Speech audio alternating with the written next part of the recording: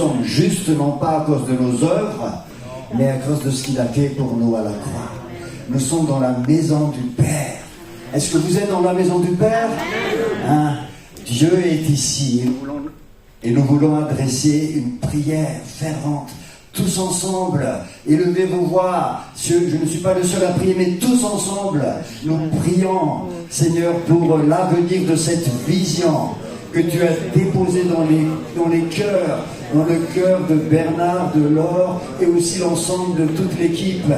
Oh Seigneur, la vision t'appartient, c'est toi qui vois d'abord. Après tu déposes cette vision dans les cœurs, dans les esprits. Seigneur, tous ensemble, nous voulons nous mobiliser pour prier pour la suite.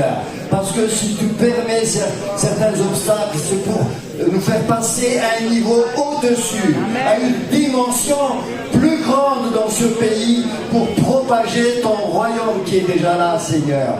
Bénis-les, Seigneur, merci de renouveler leur force. Donne-leur, Seigneur, du discernement, de l'audace, de l'autorité, et aussi cette capacité de saisir ce que toi tu donnes. Alléluia, merci pour notre héritage. Bénis-nous encore, Seigneur, aujourd'hui, demain, et puis jour après jour, Seigneur. Bénis ton peuple ce matin, au nom de Jésus. Amen. Amen. Soyez bénis, mes frères et sœurs. Vous pouvez vous asseoir. Soyez bénis. Alors, nous allons continuer notre étude de Josué, chapitre 18 aujourd'hui. Hein, on saute pas mal de chapitres, mais vous avez compris, au chapitre 18, ils ont terminé la conquête. Et je vous invite à lire au verset 1er. Verset 1er, toute l'assemblée des enfants d'Israël se réunit à Silo. Et ils y placèrent la tente d'assignation, la tente de la rencontre, le symbole de la présence de Dieu.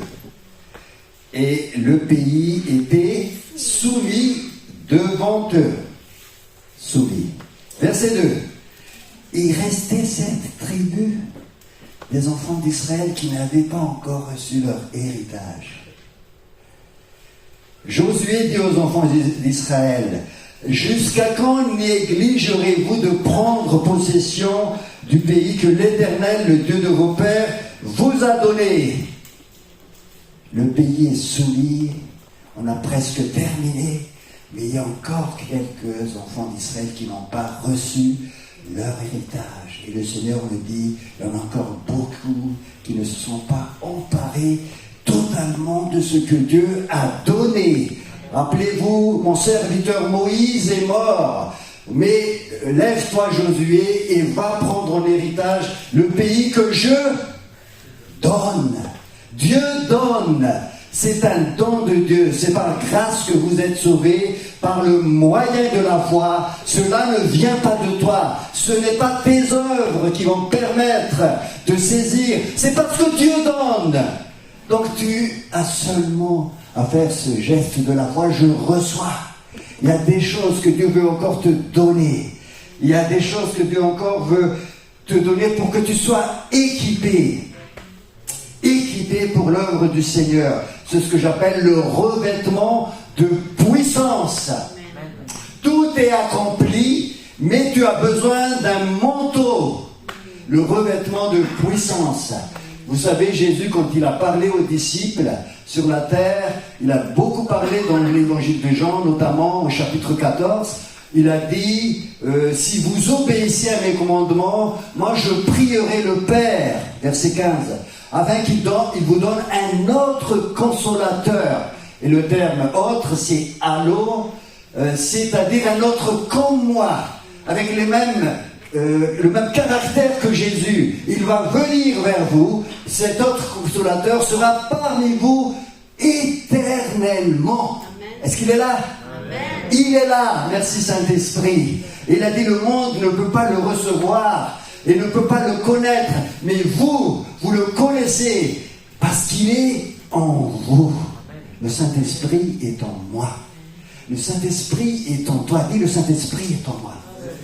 Le Saint-Esprit est en moi. Merci Seigneur. Je ne sens pas, des fois des gens attendent que la maison tremble, qu'il y ait une grande émotion. Non, le Saint-Esprit est là.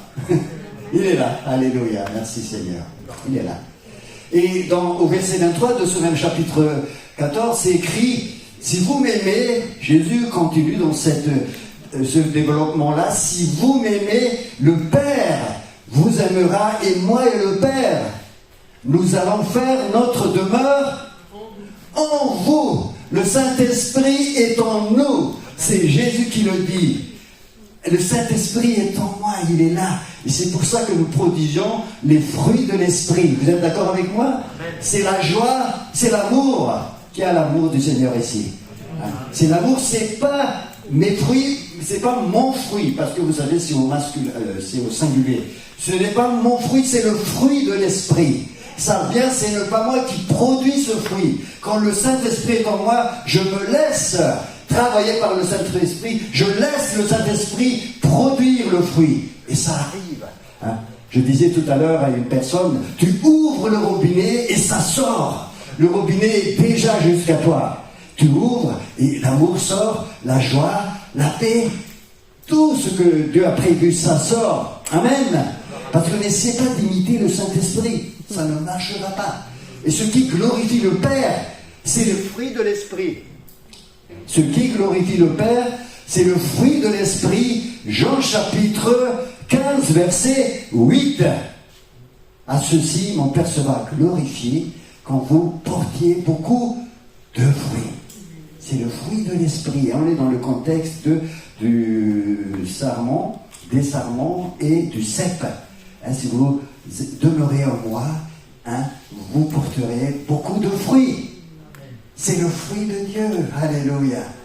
Waouh, c'est pas mon fruit. C'est Dieu. Alléluia. Mais on va aller plus loin. Vous savez, Jésus a dit, il sera éternellement en vous. Il demeurera en vous. Il est en moi.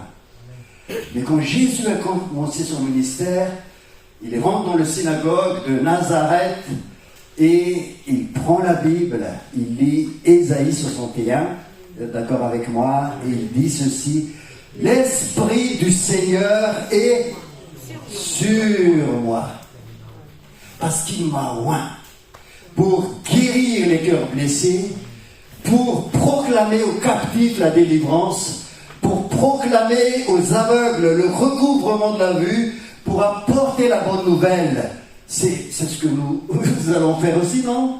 Hein? Dieu veut nous envoyer comme le Père m'a envoyé, Jean chapitre 20, verset 21, je crois, comme le Père m'a envoyé, je vous envoie aussi. Exactement comme Dieu a envoyé Jésus, il veut t'envoyer aussi. Dis à ton voisin, il veut t'envoyer comme il a envoyé Jésus. Il veut t'envoyer. Début du ministère de Jésus, l'Esprit du Seigneur est sur moi. L'Esprit du Seigneur est en moi, mais maintenant, il veut venir sur toi comme une puissance, comme un revêtement. Et juste avant de partir, Jésus a dit dans Luc chapitre 24, verset 49, Luc 24, 49, je vous invite à l'ouvrir si on peut l'afficher, il a dit, ne bougez pas de Jérusalem, ne bougez pas, restez ici encore, parce que dans quelques jours, vous serez revêtus de la puissance d'en haut. Qui veut cette puissance d'en haut? Je veux, Seigneur, produire du fruit pour toi. Mais je veux revêtir de ta puissance qui vient sur moi. Jésus avait besoin de cela. Tu as besoin de cela. Tu as besoin de cela, non pas pour des satisfactions personnelles, mais pour propager le royaume de Dieu. Pour propager l'évangile, j'ai besoin de ta puissance, Seigneur. J'ai besoin de ton fruit pour produire l'amour, la grâce, la paix, tout ça. Mais j'ai besoin de ton onction, de ce revêtement pour avoir un équipement pour le service qui veut servir le Seigneur. Tu as besoin d'un équipement adapté. Et Dieu a cet équipement pour toi. Est-ce que tu veux le recevoir? Amen. Vous recevrez une puissance, le Saint-Esprit survenant sur vous. Sur vous. Le Saint-Esprit survenant sur toi. Seigneur, c'est pas deux esprits différents, hein. Il ne faut pas me faire dire ça qu'André est en train de le dire, qu'il y a un Saint-Esprit qui est en toi et un autre Saint-Esprit qui est sur toi. Non, c'est le même. Mais avec je dirais, une action particulière sur l'annonce et l'action, la puissance dans le service. Hein? Et donc Dieu veut aussi donner cet équipement spirituel, ce revêtement de puissance. À qui il veut donner ça? Aux évangélistes, aux pasteurs, aux apôtres, aux prophètes, aux super serviteurs. Le Saint-Esprit, vous recevrez une puissance, le Saint-Esprit survenant sur vous, et vous serez... Est-ce qu'il y a des témoins dans la salle? Hein, s'il y a des témoins, que les témoins se lèvent. Que les témoins se lèvent. Les témoins, c'est quoi un témoin? C'est quelqu'un, tout simplement, qui a vu, qui a reçu, et qui raconte ce qu'il a vu. Est-ce que si vous êtes né de nouveau, vous êtes un témoin du Seigneur. Parce que vous avez touché, vous avez vécu. Et maintenant, Dieu veut te donner l'onction, l'équipement pour partager ce que tu as reçu. Alléluia. Et c'est ça dont l'Église encore a besoin. Il y a beaucoup, asseyez-vous, il y a beaucoup de territoires. Il y a 7 tribus qui n'ont pas pris tout l'héritage du Seigneur. Et l'héritage du Seigneur, c'est ça aussi, mes amis. C'est être équipé pour être des ambassadeurs, pour être des témoins, pour être des gens qui portent le parfum de la bonne nouvelle, qui libère. Comme le Père m'a envoyé, je vous envoie aussi. Par rapport, bien évidemment, dans le cadre de ton appel, mais il t'envoie.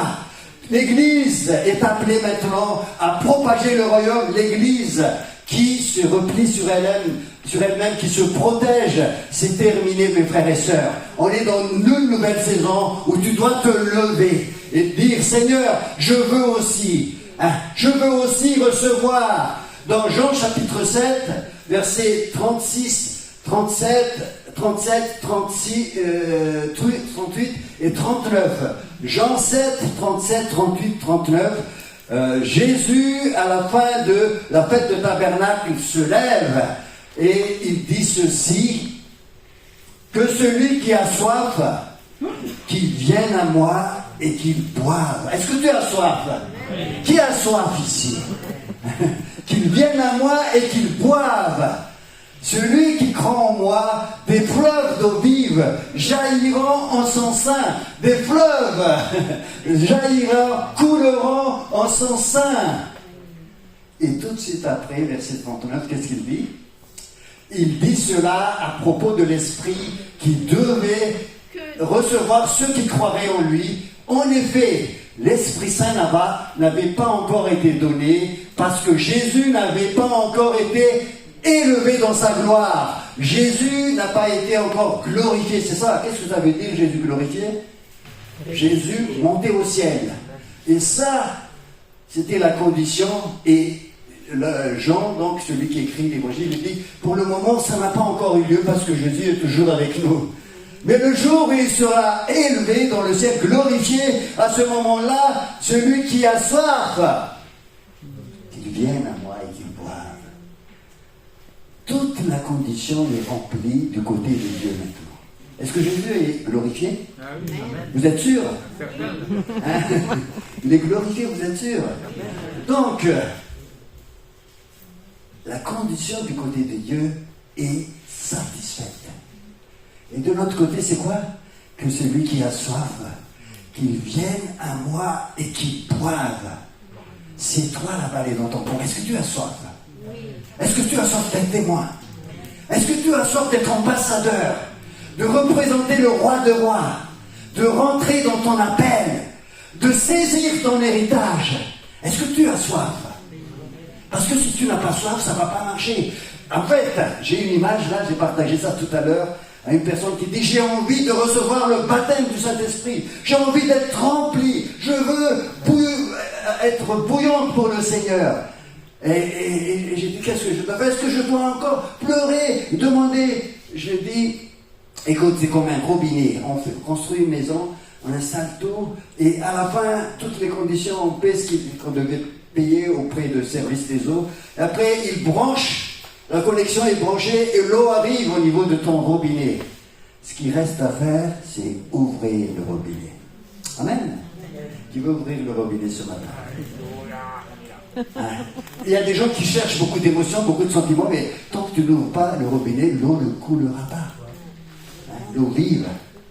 Qui veut ouvrir le robinet? Le robinet de l'amour, de la compassion, de la grâce de Dieu.